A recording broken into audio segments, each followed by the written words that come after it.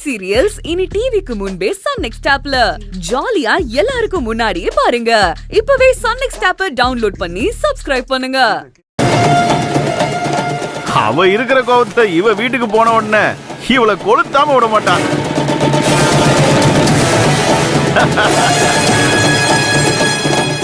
எப்படி எப்படி என்ன மீறி என் தாத்தா குடும்பத்தை தொட முடியுமான்னு கேட்டல்ல,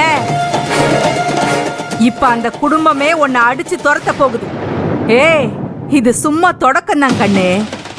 இன்னும் போக போக இந்த மாதிரி நிறைய பாப்பேன். வரட்டா?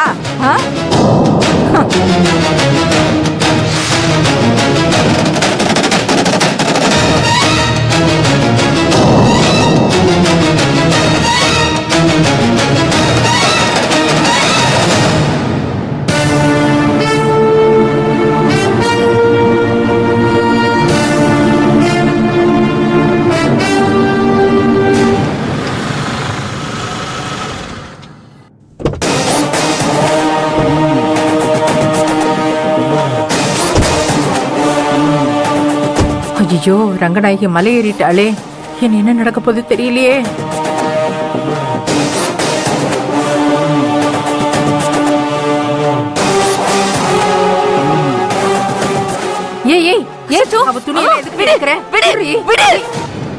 இதுக்கப்புறம் இந்த வீட்டு வாசப்படியை மிதிக்க கூடாது.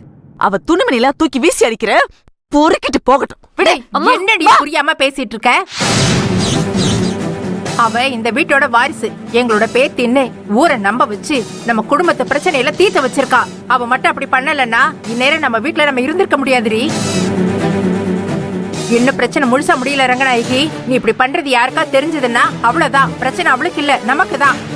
ஓ, அப்படின்னா சொத்துக்காக மான மரியாதையெல்லாம் விட்டுட்டு அவ குடுக்கற பணத்துல உட்கார்ந்து வாழ சொல்றியா? என் பொண்ணுக்கு தாலி பிரிச்சு போடுறதுக்கு இவ யாரு? இவளுக்கு யாரு அந்த அதிகாரத்தை கொடுத்தது? அதுவும் பெத்தவளுக்கே தெரியாம அவனை அங்க வர வச்சு இவ ஒரு விசேஷத்தை நடத்துறான்னா அவளுக்கு எவ்வளவு நெஞ்செழுத்தம் இருக்கணும். அவ பண்றதெல்லாம் எப்படி இருக்கு தெரியுமா? நீ எல்லாம் எனக்கு ஒரு ஆளே இல்ல, இந்த வீட்டுல உன் பொண்ணு உள்பட எல்லாரும் ஏன் கைக்குள்ள இருக்காங்க, உன்னால என்ன ஒண்ணும் பண்ண முடியாதுன்னு சொல்லாம சொல்றான். இதுக்கப்புறமா அவளை இந்த வீட்டுக்குள்ள விட்டு வச்சனா அது எனக்கு தான் அவமானம். அவசரப்படாதீங்க. நர்மதா எது செஞ்சாலும் அதுல ஒரு நியாயமான காரணம் இருக்கும். அவ வந்துட்டோம், அப்புறம் பேசிப்போம். நியாயமா? அவ பக்கம் நியாயம் இருக்குன்னா அப்ப என் பக்கம் அநியாயம் இருக்குன்னு சொல்றியா? சொல்லு கதை, நான் தப்பா பேசுறேனா? அந்த ஃப்ராடுக்கார பையன் இவ கழுத்துல தாலியை கட்டி இவ வாழ்க்கையை நாசமா பண்ணிட்டானே. இப்ப என்ன பண்ண போறோம், ஏது பண்ண போறோம்னு ஒரு தாயா ஒவ்வொரு நாளும் அழறது எனக்கு மட்டும் தானே தெரியும். நீ என்னடா அவளுக்கு வக்காலத்தை வாங்கி பேசிட்டு இருக்க? இல்லம்மா. ஏய், நீ நடந்தது என்னன்னு தெரியாம எல்லாத்துக்கும் கோவப்படாதடி. போதும், நிறுத்து. இது எல்லாத்துக்கும் மூல காரணமே நீதான். யார எங்க வைக்கணும்னு தெரியாம எல்லாரையும் வீட்டுக்குள்ள கொண்டு வந்து சரிசமமா வச்சதுனாலதான் இன்னைக்கு நான் அவமானப்பட்டு நிக்கிறேன். எனக்கு ஆரம்பத்துல இருந்தே இவ மேல ஒரு சந்தேகம் இருந்தது. அந்த ஃப்ராடுக்கார பயலுக்கும் இவளுக்கும் ஏதோ ஒரு சம்பந்தம் இருக்குன்னு. இவங்க ரெண்டு பேரும் சேர்ந்து நம்ம சொத்தை எல்லாம் ஆட்டையை போடுறதுக்கு தான் ஏதோ ஒரு திட்டத்தை போட்டிருக்காங்க. அந்த ஃப்ராடு பையன் இவள சிஸ்டர்ங்கிறதும் இவ அவன பிரதர்ங்கிறதும் இவங்க ரெண்டு பேருக்கும் நடுவுல ஏதோ ஒரு வரவு இருக்குங்கிறது இப்ப உறுதியாயிடுச்சுல. ஐயோ, இவ என்ன இப்படி ரூட்ட பிடிக்கிறா? போற போக்க பார்த்தா கண்டுபிடிச்சிடுவா போல இருக்கே. ஏய், சும்மா உன் இஷ்டத்துக்கு கற்பனை பண்ணி பேசிட்டு இருக்காத. நர்மதா நல்ல எண்ணத்துலதான் இதெல்லாமே செஞ்சிட்டு இருக்கா. நான் உனக்கு பொண்ணுமா? நான் இங்க கதறிட்டு இருக்கேன். நீ என்ன யாரு அவமானப்படுத்தினாங்களோ அவங்களுக்கு வக்காலத்து வாங்கிட்டு இருக்க. உன்னையெல்லாம் ஏமா இப்படி கண்மூடித்தனமா அவளுக்கு ஜால்ரா அடிக்கிற அளவுக்கு அவ உனக்கு என்னமா வசியம் பண்ணா? உன் பேத்தி வாழ்க்கைய அவன் நாசம் பண்ணிருக்கா. அது உனக்கு புரியுதா இல்லையா?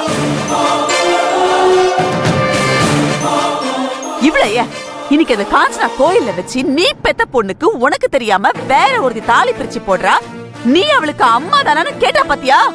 அப்பவே எனக்கு உசுறு போயிடுச்சு.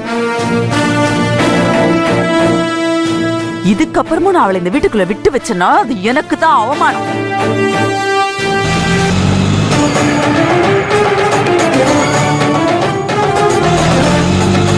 இனியும் நாம இந்த ஊருக்குள்ள மான மரியாதையோட வாழணும்னா அவ இந்த வீட்டுக்குள்ள இருக்க கூடாது. ஏய் மாமா ரங்கி எங்க ஊருக்கு போறா?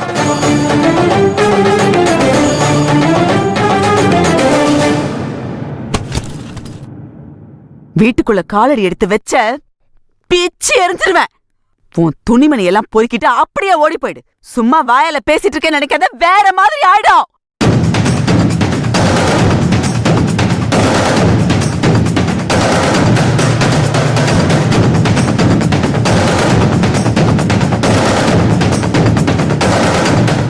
என்னடி பாத்துட்டு நிக்கிற? போடி முதல்லங்கிறது. இங்க பார், சும்மா நான் சொல்லிக்கிட்டே இருக்கேன்னு நினைக்காத. இப்ப நீ இங்க இருந்து போலனா நான் வேற மாதிரி ஆயிடுவேன். போடிங்கிறது. அத்தை, நான் இந்த அத்தை கித்தன்னு பேசிக்கிட்டு இருந்தனா அசிங்கப்பட்டு போயிடுவேன். ரங்கா, இந்த மாதிரி பண்ணது கொஞ்சம் கூட நல்லா இல்ல. மத்ததெல்லாம் அப்புறம் பேசிக்கலாம். அந்த பிள்ளை முதல்ல உள்ள போய் சொல்லு. பா, உங்களுக்கு இவளை பத்தி தெரியாது.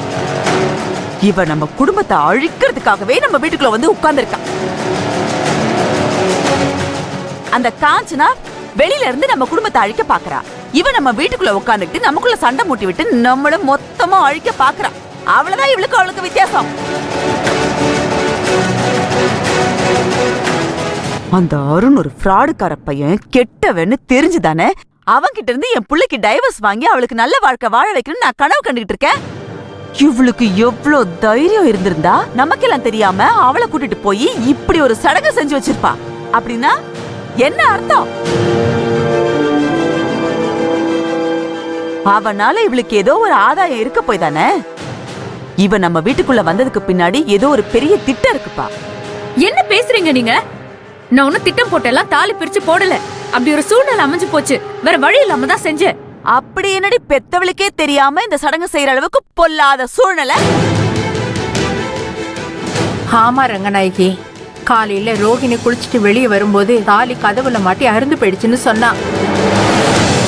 நான் தான் வேற வழி இல்ல தாலி பிரிச்சு போட்டுடலான்னு நர்மதா கிட்ட சொல்லி ஏற்பாடு பண்ண சொன்னேன்.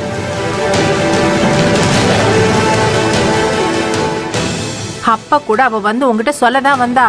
அந்த நேரம் பார்த்து நீ கோவமா அவகிட்ட பேசினியா? அதனாலதான் நான் அவனை உள்ள கூட்டிட்டு போயிட்டேன்.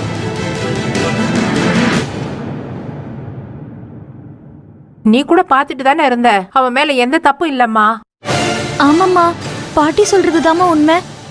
எனக்கும் உன்கிட்ட சொல்ல பயமா இருந்துச்சு. அதான் பாட்டி கிட்ட சொன்னேன். நர்மதா பாவமா, எனக்காக தான் இதெல்லாம் பண்ணா. தாலி உன் கழுத்துல இருக்க பிடிக்காம தான் அதுவா இறங்கி தொலைய பாத்திருக்கு. அதை திரும்ப ஏத்துவீங்களோ?